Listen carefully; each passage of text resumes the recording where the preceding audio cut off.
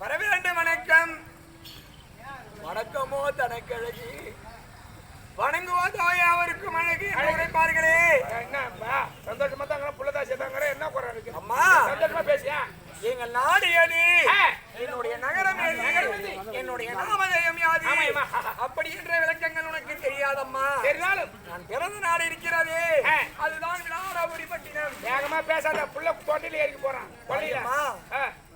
எழுந்து கேட்டால் விளாடபுரிப்பட்டினத்தை தானதத்தோடு அரசாண்மை செய்து வரும்படியான தந்தையாக இருக்கும்படியான விளாட மன்னனுக்கும் சுதர்கனாதேவிக்கும் பிறந்த பிள்ளையுடைய அம்மா நாங்க 2 பேரு. உத்திரபாலன் ஒன்று, என்னுடைய நாமதேயமோ உத்திரி.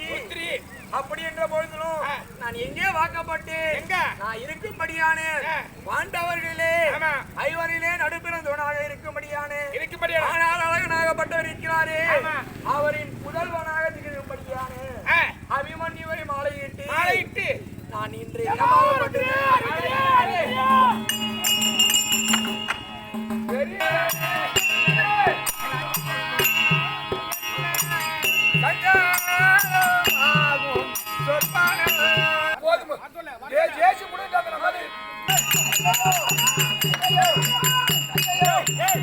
ஆசை மனைவி, அன்பு மனைவி, அன்பான மனைவி, கோடான கோடி வணக்கம். மகிழ்ந்து கொடுத்த சொன்மணி உண்மைதான் சுவாமி. அதனால வேண்டி இருந்த பொழுதிலும் நான் நித்திரையிலே உண்டு தாமனதரித்து நித்திரையிலே உறக்கும் பொழுது இந்த தினத்துல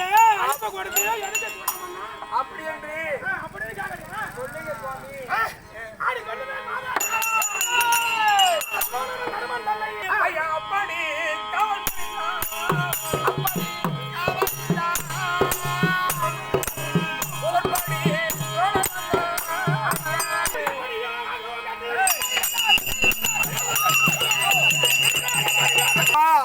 அவர் எப்பேற்பட்டவாளு சொல்றது கேளுங்க.